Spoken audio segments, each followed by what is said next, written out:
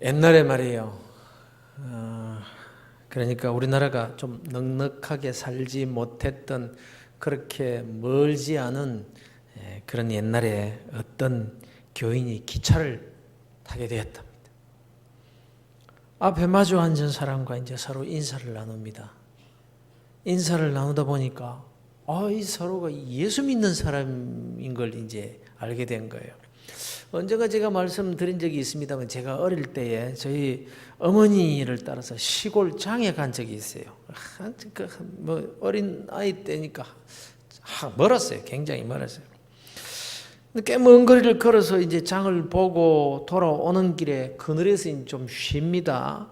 그런데 어떤 아주머니 한 분도 그 그늘에서 같이 쉬게 된 거예요. 근데 서로 이제 인사를 나누지 않습니까? 서로 인사를 주고받는데 그 아주머니가 저 산 너머 교회에 집사님이셨어요. 여집사님.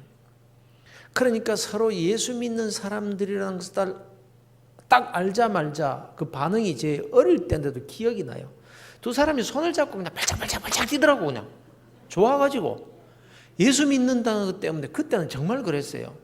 다른 거 아니고 정말 예수 믿는다는 그 하나 때마다 손을 잡고 막 뛰었단 말이에요. 그래서 이 기차 안에서 마주 앉아서 이제 그렇게 인사를 나누게 되었고 서로 예수 믿는 그런 믿음의 식구라는 걸 이제 알게 되었고 그래서 반갑게 인사하고 또 기도까지 하고 그렇게 앉아서 이제 갑니다. 이제 기차 안에서 식사 시간이 돼요. 식사 시간이.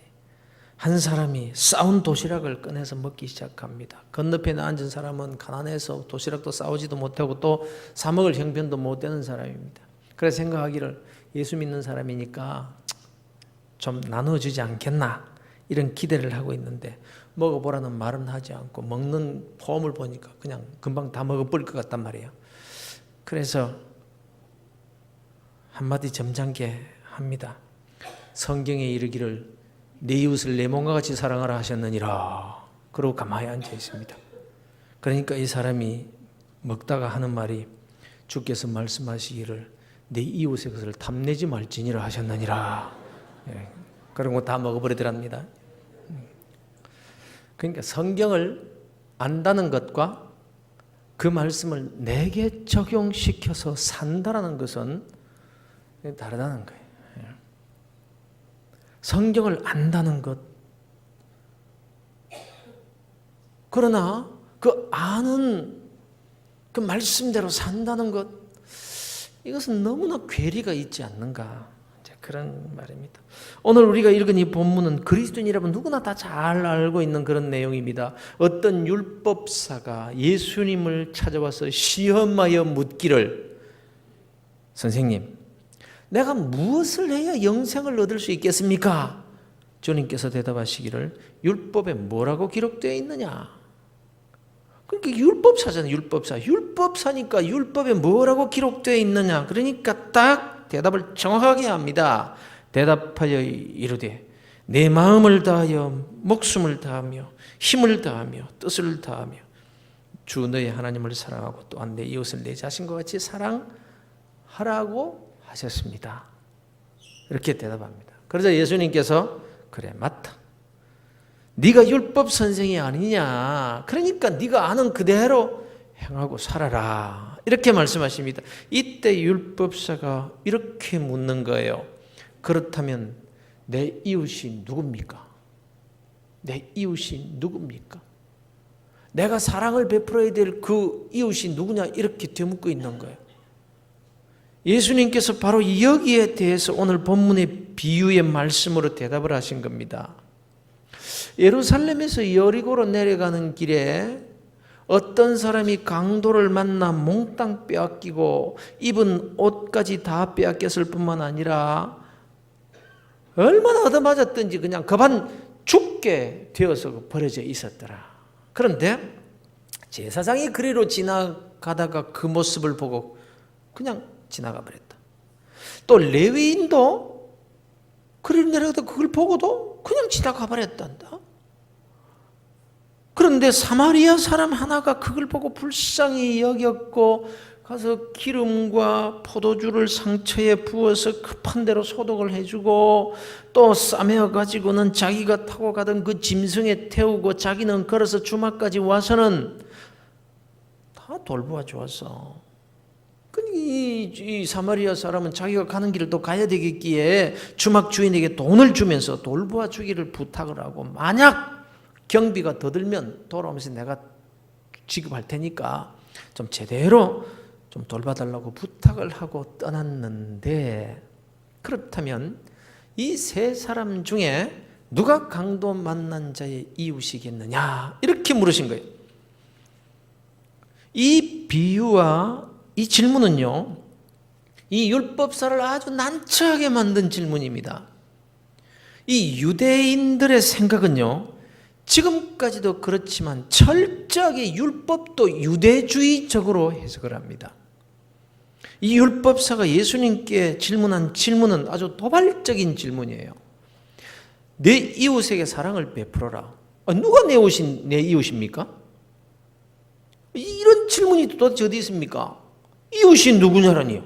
이걸 몰라서 묻습니까? 자신의 이웃을 모르는 사람이 어디 있습니까? 그럼에도 불구하고 이 율법사가 예수님께 내 이웃이 누구냐라고 묻는 것은 아주 도발적이고 그리고 시험하는 질문이었다라는 것입니다. 무슨 말인가 하면 지금 이 율법사가 예수님을 가리켜 당신도 유대인이 아니냐 이 말이에요. 유대인이 왜 유대인답지 못하냐? 지금 이런 의도로 지금 질문을 하고 있는 겁니다.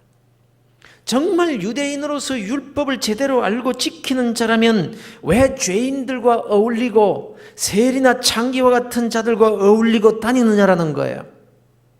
하나님의 거룩한 율법을 맡은 유대인이면서 정결하고 흠없이 살아야 하는 유대인으로서 어떻게 스스로 더럽히는 삶을 살 수가 있느냐라는 것이요. 그건 율법을 거스르고 하나님의 뜻을 거역하는 게 아니냐, 이렇게 항의를 하고 있는 겁니다. 이걸 주님께서 모르실 리가 있겠습니까? 그래서 아주 꼼짝 못할 비유로서 할 말을 잃게 만들고 계신 거예요. 이 율법사의 생각은 온통 이방인들은 우리의 이웃이 될 수 없다라는 유대주의적인 생각으로 가득 차 있었던 사람이에요. 그런데 예수님께서 아주 뒤집어서 말씀을 하십니다. 여기서 강도를 만난 자가 누구냐면 유대인입니다. 이 비유에서 말씀하시는 강도 만난 자가 유대인이에요. 예루살렘에서 여리고로 내려가는 유대인이 길 가다가 강도를 만났고 다 죽게 되었다는 거예요. 그런데 정작 유대인이요 율법을 가장 잘 알고 실천한다는 제사장이나 레위인은 그냥 못 본 채 지나가 버렸는데, 그들이 가장 경멸하는 이방인 중에서도 가장 경멸하는 그 사마리아인이 이 유대인을 치료해주고 돌봐주었다라는 겁니다. 그렇다면 이 강도 만난 자에게 이웃이 누구냐 이렇게 물으시는 겁니다. 제사장이냐, 레위인이냐, 율법주의자냐,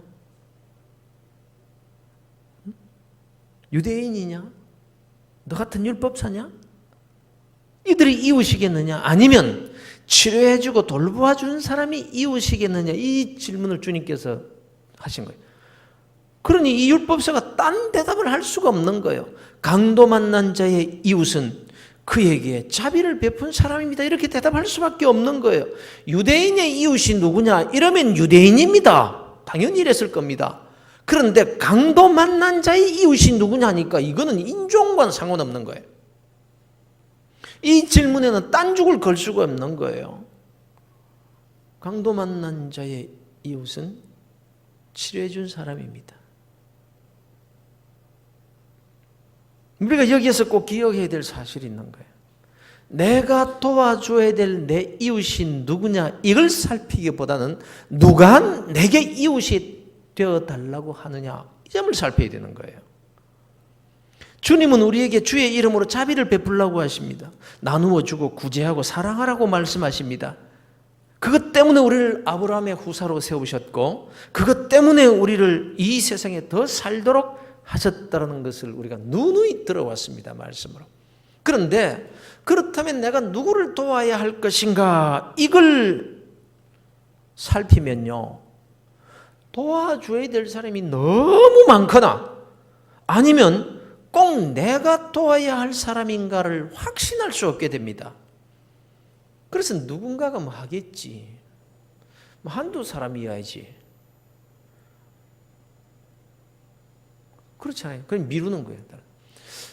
어느 날 이 지구촌에 살고 있는 모든 사람들이 다 한 가지 결정을 했더랍니다.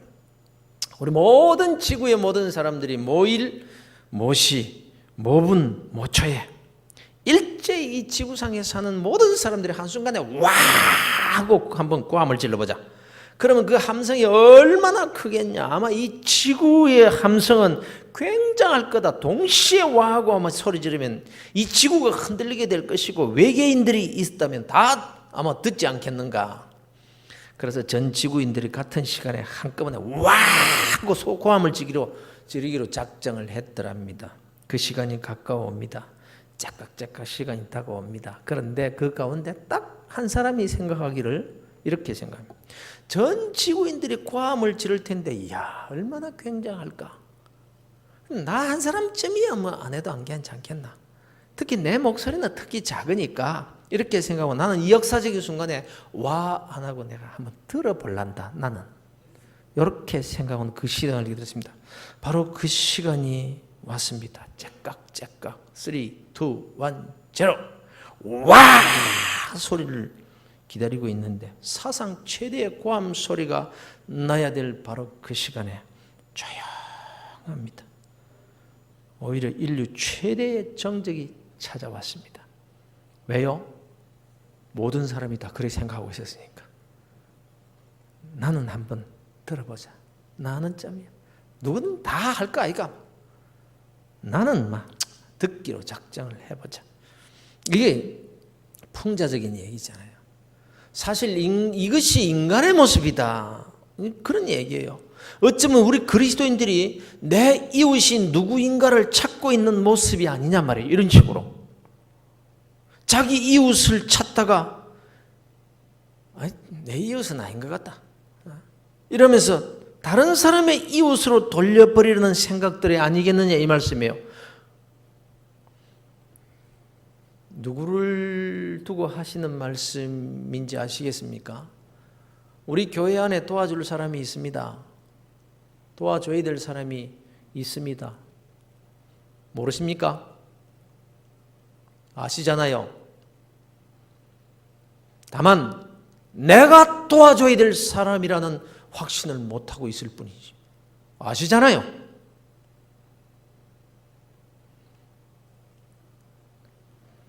구태여 이웃사랑이나 구제만을 두고 말할 것도 없습니다.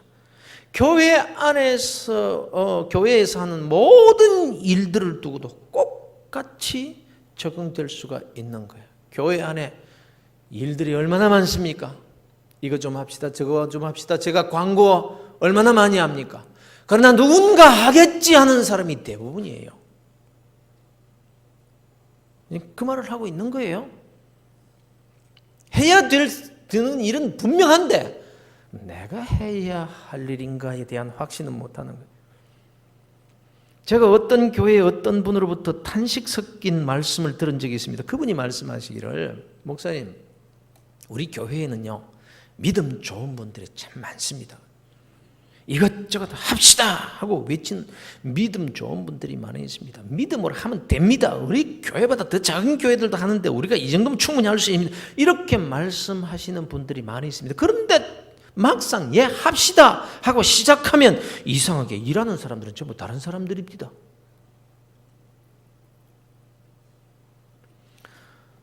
이게 무슨 말입니까? 우리가 무슨 일을 해야 할 것인가 이것보다 내게 주어진 일에 내가 어떻게 봉사할 것인가, 이게 훨씬 더 중요한 부분이에요. 내가 도와야 될 이웃이 누구인가 이것을 찾으면요 너무 많아요.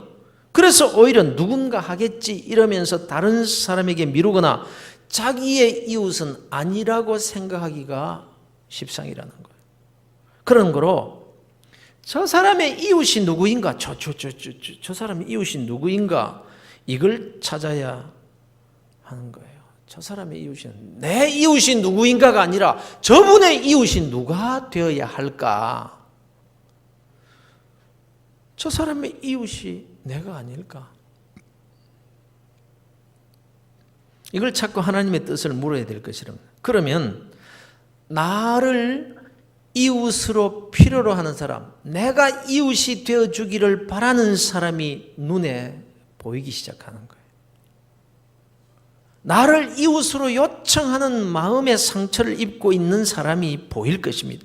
그래서 그에게 다가가서 손을 붙잡아주고 따뜻한 위로의 말 한마디를 해줄 때에 바로 내가 그 사람에게 선한 사마리아인이 되는 것입니다. 그런데 대부분 그냥 지나갑니다. 지금 레위인이나 지금 율법사나 제사장이나 여러분 이런 사람들을 지금 말씀하고 있는 게 아니에요. 이건 비유의 말씀이에요. 지금 우리 현실 속에서 오늘날 그리스도인들을 향해서 말씀하고 있는 거예요. 그냥 지나가는 레위인이 누군가, 그냥 지나가는 제사장이 누구인가? 그 사람들은 율법을 잘 아는 사람이에요. 하나님께서 뭘 원하시는지, 주님께서 뭘 원하시는지, 하나님께서 왜 직분을 주셨는지, 하나님께서 왜 내게 지식을 주셨고 왜 내게 재물을 주셨는지 다 알아요. 그런데 대부분 그냥 지나가요. 그런데 엉뚱하게 전혀 예상치도 못한 사마리아인이 그걸 보고 손을 내밀더라. 제가 목회를 이렇게 지금까지 해오면서 이게 얼마나 진리의 말씀인지를 뼈저리게 깨닫습니다. 교회 일을 할 때에 제가 이름을 잘 밝히지를 않습니다. 그런데 그분들은 전부 사마리아인들입니다. 귀 있는 자는 들을지어다. 성령님께서 지금 누구에게 하시는 말씀인지 들을지어다. 제가 좀 심하게 말씀하나요? 심각한 얼굴로 저를 보지 마시고 그저 성령님께서 우리 모두에게 주시는 말씀으로 받으셔야 돼요. 세상이 너무 악해요. 하나님의 말씀을 듣고도 양심의 찔림도 받지 않는 세상이에요.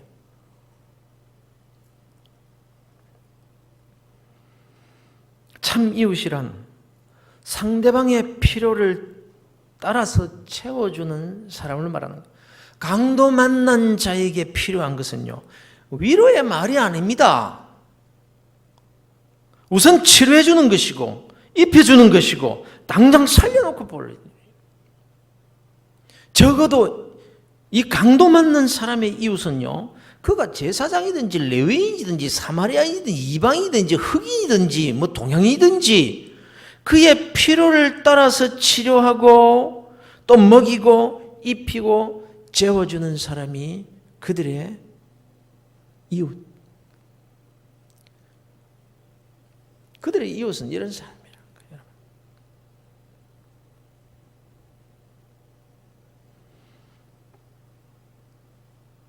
상대방의 필요를 채워주는 것, 이것이 진정한 이웃사랑이라는 뜻입니다. 때로는요, 먹을 것, 입을 것 다 주면서도요, 이웃이 못 될 때가 많아요.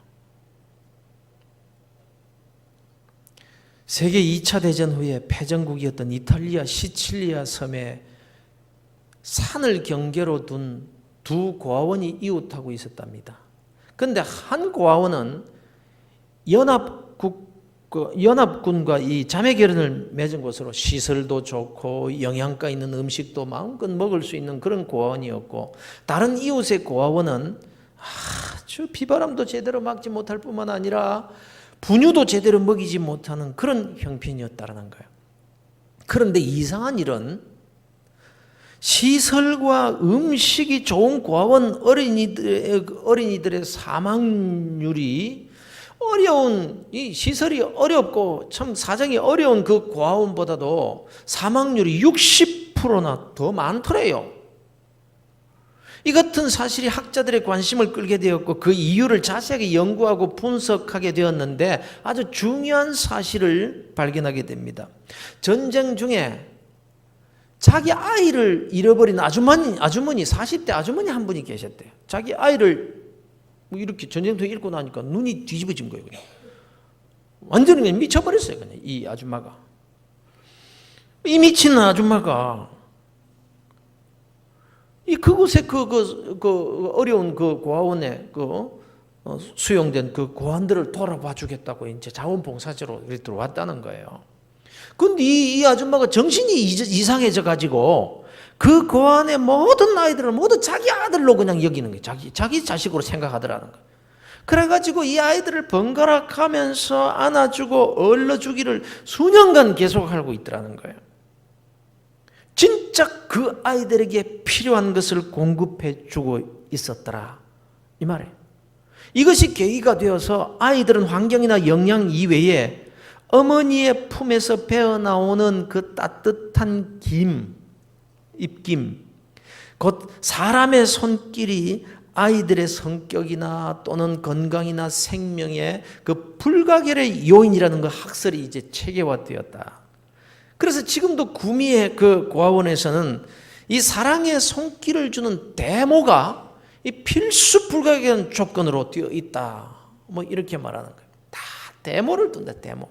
누가 따뜻하게 안아주고 정말 자기 자식과 같이 그렇게 입김을 불어넣어줄 그 데모. 이게 필요하다. 구제가 그렇습니다. 구제가. 어떤 때는요. 구제하고도 도와주고도 시험에 드는 경우가 얼마나 많은지 모릅니다.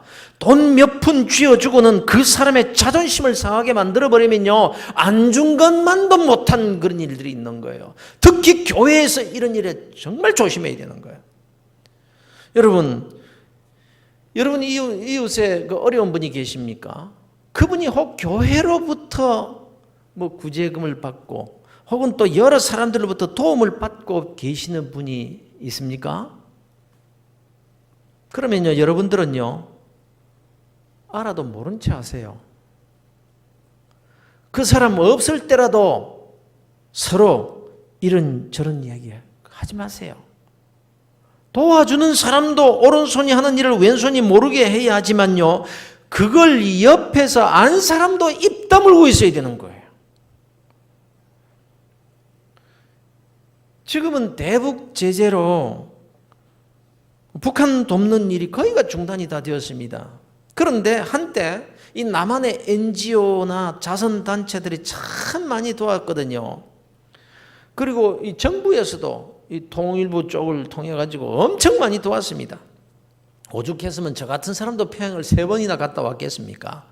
그런데 그 북한 사람들이요, 실상은 정말 거짓처럼 구걸하는 거예요. 이것도 달라 저것도 달라. 어떻게 뻔뻔스럽게 그런지 노골적으로 요청을 해대는 겁니다. 그런데 그렇게 구걸을 하면서도 뭘 어떻게 불쌍한 북한 사람들을 도와주었느니 어쨌느냐고 그 NGO 단체가 남한에 와가지고 예를 들어서 남한에 이 신문에 나잖아요. 뉴스에 나오잖아요. 그걸 너무너무 싫어하는 거예요. 얼마나 싫어하느냐. 그런 NGO는 그 다음에 북한 방문 신청을 하면 아예 그냥 못 들어오게 안 만들어요. 우리 교회에도 다녀가셨던 그 캐나다의 그 임현수 목사님.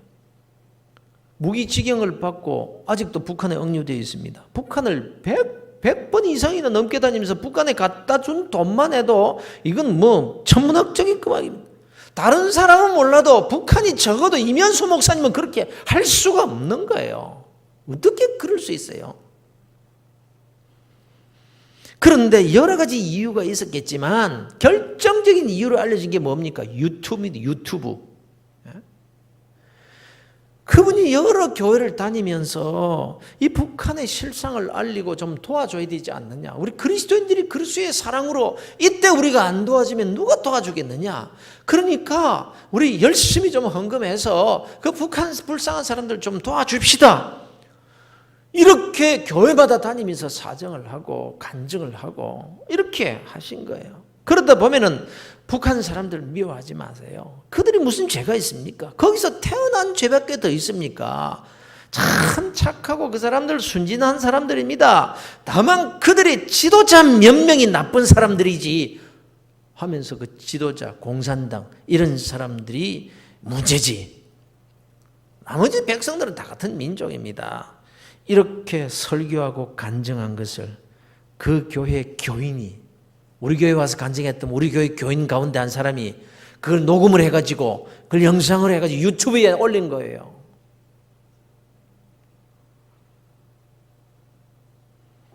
그 같이 우리 은혜를 받읍시다. 선한 마음으로 올린 거죠. 그걸 이제 북한에서 딱 그냥 그걸 딱 모니터링 해가지고 지존하신 우리 수령님을 갖다, 장군님을 갖다가 욕했다고 해가지고 순식간에 이렇게. 그들은 아무리 가난해도요 자존심은 있는 거예요. 자존심은. 예? 여러분, 약한 자의 자존심은요 더 강한 거예요. 누가 뭐라 하지 않아도 어려워서 구걸하는 거 그거 자체가 자존심 상하는데 뭐 줘놓고 불쌍하다느니 뭐 태도가 안 좋다느니 그러니까 그렇게 못 사느니 이런 말 들으면 차라리 굶어 죽으면 굶어 죽지 저런 놈들에게는 얻어먹지 않겠다. 이를 가는 거예요. 죽어도 원수 만드는 거예요. 그래서 한때 북한 사람들이 가장 듣기 싫어하는 말 가운데 하나가 뭐냐? 햇볕 정책. 그만 하면 그냥 완전히 그냥 뭐 미친 사람같이 그냥 덤벼들어요. 햇빛 정책. 자기들 옷 뺏긴다고. 옷을 뺏긴. 그래서 얻어먹을 망정. 절대로 옷 벗는 거 봐라. 이래가지고 사상적으로 더 강하게 껴입고 그냥. 지금 뭐 하나도 뺏겼습니까?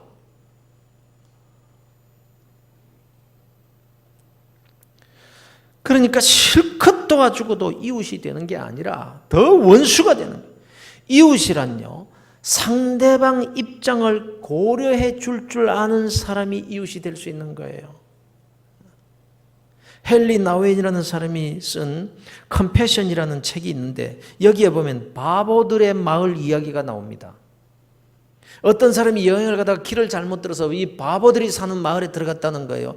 그 동네 바보들이 뭘 해먹고 사느냐 하면은 밀농사를 짓고 있는 거예요. 그런데 들어가 보니까 밀밭에 들어가지를 못하는 거예요. 왜 너희들 밀밭에 안 들어가는 거? 밀밭에 괴물이 있다는 거예요. 괴물이. 그래서 겁이 나서 못 들어가고 있는 거예요. 이 바보들이. 그래서 도대체 그 괴물이 뭔가 이 사람이 가서 보니까 밀밭에 괴물이라고 하는 것을 보니까 뭐냐면은 멜론, 참외. 이게 그 열려 있는데 그게 괴물이라고 이렇게 생각을 하고는 뭐 그걸 무서워가지고 그 밭에 못 들어가고 있더라는 거예요. 그러니 이거 얼마나 기가 막힙니까? 그래서 날 따라와 보시오.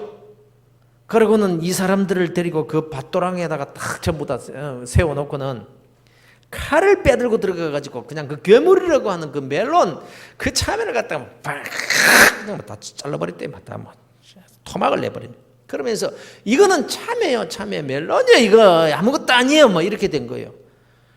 그런데 문제는 이 사람들이 다 혼비백산에서 도망을 치면서 하는 말이 저 무시무시한 괴물을 무자비하게 찍은 사람이 이제는 우리를 무자비하게 찍을지 모른다 이러고 막 걸어만 날살하려고 다 도망가 버리더래. 그런데 다음에 또 다른 한 사람이 또 길을 잃어서 바로 그 바보 마을에 들어갔대요. 그리고 똑같은 현상을 봤어요. 참외를 괴물이라고 생각하고 들어가지도 못하고 있던 그 사람들을 본 거예요. 그게 괴물이라는 게 참외인 것을 안 이 사람이 그들과 같이 깜짝 놀라줍니다. 무서워도 해주고 자기도 그냥 못 들어가겠다 그러고 그들의 두려움을 자기의 두려움처럼 생각하고 그들과 머물러 있으면서 농사에 대한 이야기를 해주고 참외가 어떤 것이고 어떤 맛을 내며 어떻게 자라며 어떻게 키울 수 있는가에 대한 이야기를 서로 오래 나눕니다. 시간을 두고 기다려줍니다. 바보라고 하지 않습니다. 결국 그것이 괴물이 아니고 맛있는 참외라는 것을 마을 사람들 스스로 알기까지 기다려주면서 그들 스스로 밭에 들어갈 수 있도록 만든다 하는 그런 얘기입니다. 사랑하는 성도 여러분, 우리 교회가 교회다운 교회가 되기를 바랍니다. 앞으로 크게 부흥하고 하나님을 기쁘시게 해드리는 교회가 되기를 바라고 그렇게 될 줄로 믿습니다.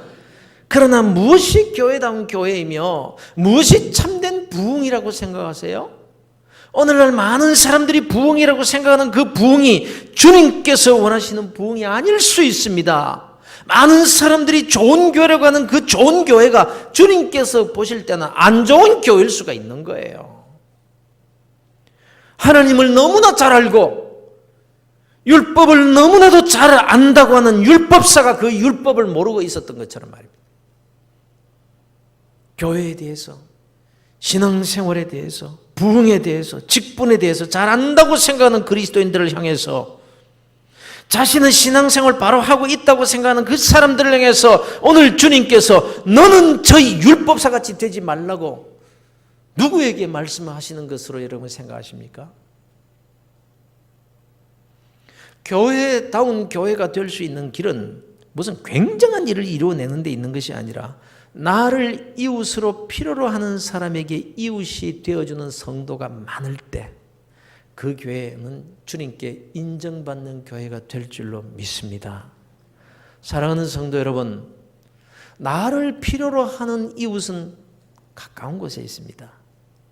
가까이에 있는 그분을 가만히 보시면 내가 그분의 이웃이 되어줄 수 있는 부분이 보입니다. 그 필요를 따라 이웃이 되어주는 분들이 많아질 때 우리 교회는 주님께서 인정해 주시는 위대한 교회, 참된 교회, 참 좋은 교회가 될 줄로 믿습니다. 그런데 바로 이것이 아브라함에게 맡겨주신 복의 근원의 사명, 복이 되는 사명인 것입니다. 세계를 향한 거창한 그런 어떤 그런 겉에서 보이는 그런 부분 말고 말입니다. 그래서 내가 그 일 때문에 교회로 부름을 받았고 그 일 때문에 내가 더 살아야 될 이유가 있는 것이고 그 일 때문에 내가 물질의 축복과 건강의 축복과 가정과 사업의 축복을 받아야 될 이유가 있는 거예요. 거창한 것만을 생각하지 마십시다. 하나님은 언제나 현재 내가 살아가고 있는 생활 가운데서 나를 필요로 하는 이웃들이 있게 하십니다. 분명히 있습니다. 가난한 사람만을 말하는, 물질만을 말하는 것이 아니에요. 내가 손을 한 번 잡아줘야 될 사람이 분명히 있어요. 그런데 우리는 그를 외면하고 살기가 쉬워요. 그냥 제사장같이 레위인같이 지나가기 쉬워요. 그럼 누군가 해주겠지. 따뜻한 말 한마디 대신에 쓱 쳐다보고 그냥 가면 그 사람이 오히려 더 수치심을 느끼고 자존심 상하는. 하나님께서 왜 나를 교회로 부르셨는데? 그러니까 엉뚱한 일을 가지고 싸우는 거예요. 엉뚱한 일에 열심을 내는 거예요. 근데 그게 예수 잘 믿는 것으로 생각하는 거예요. 하나님의 부르심과는 전혀 반대로 살면서도.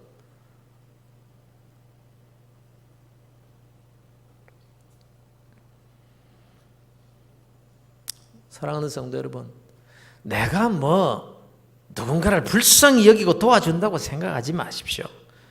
내 것을 희생해서 베풀고 주는 어떤 공력으로 생각하시면 안 됩니다. 오히려 그들이 있기 때문에 내가 교회로 부름을 받은 것이고 그 일 때문에 내가 아브라함의 후사로 살 수 있는 것이며 그 일이 내 삶의 존재 근거요 축복임을 알고 살면요 전혀 다른 삶을 살게 되는 거예요. 교회 와서 엉뚱한 일에 열내지 않아요. 바로 알기만 한다면.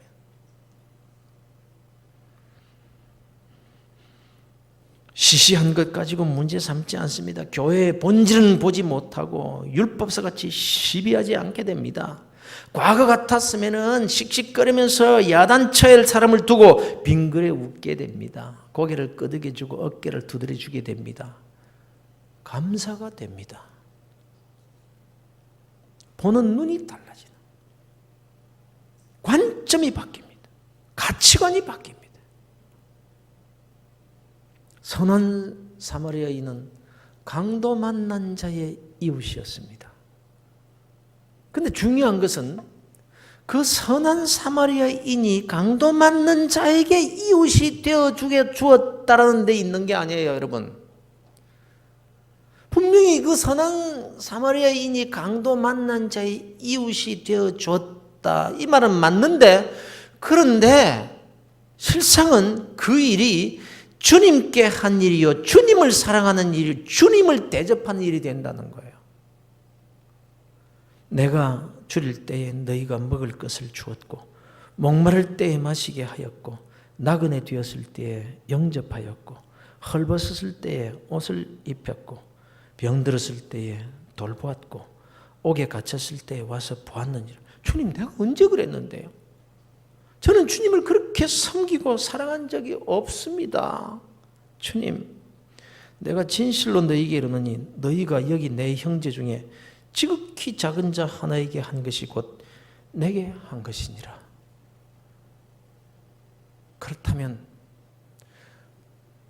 우리가 신앙생활하면서, 교회 생활하면서 주님을 외면하고 산 일이 얼마나 된다고 생각하십니까?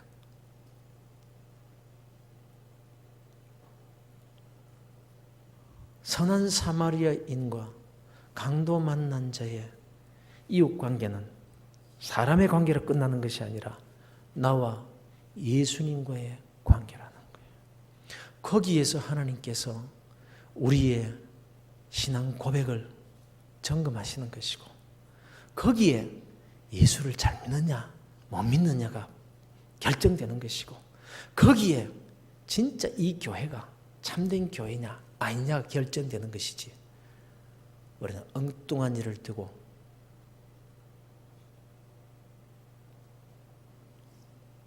좋은 교회를 찾고 좋은 교인을 찾고 엉뚱한 신앙생활을 추구하면서 살아가고 있지는 않는지 한번 돌아보아야 되리라고 생각합니다. 기도하시겠습니다.